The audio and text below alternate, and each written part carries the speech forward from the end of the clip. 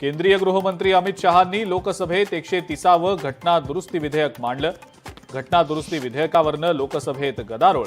Congress, MIM आणि समाजवादी पक्षाचा विधेयकाला कडाडून विरोध।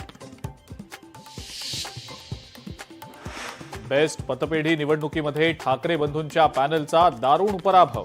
शशांक राव यांच्या पॅनलचा सर्वाधिक 14 जागांवर विजय, तर भाजप प्रणित पॅनलचे 7 उमेदवार विजयी।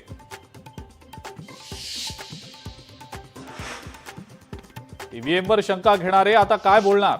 घरी बसणाऱ्या लोकांना मतदारांनीच घरी बसवलंय। बेस्ट पतपेढीच्या निकालावरनं उपमुख्यमंत्री एकनाथ शिंदेंचा उद्धव ठाकरेंना टोला। बेस्ट पतपेढीच्या निवडणुकीचं ठाकरे बंधूंनी राजकारण केलं। निवडणुकीत ठाकरे बंधूंना जनतेनं नाकारलं। मुख्यमंत्री फडणवीसांचा ठाकरेंना टोला। मंत्री संजय शिरसाट यांनी 5,000 कोटींचा जमीन घोटाळा केलाय। आमदार रोहित पवारांचा संजय शिरसाट यांच्यावर गंभीर आरोप।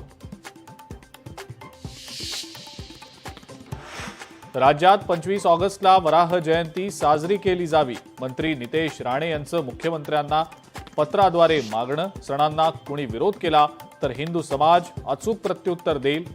नितेश राणेंचा रोख नेमका कुणाकडे?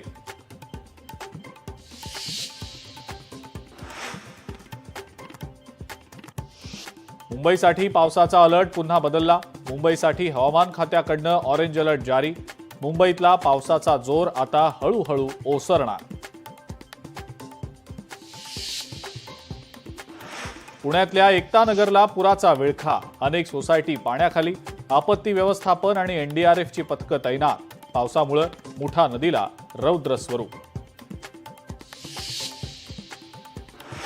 आणि सततच्या पावसानं रायगडमधली पाण्याची चिंता मिटली।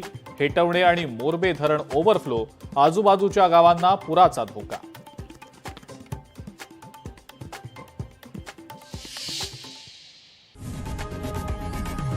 लोकशाही मराठी ऐका, पहा, जागरूक रहा।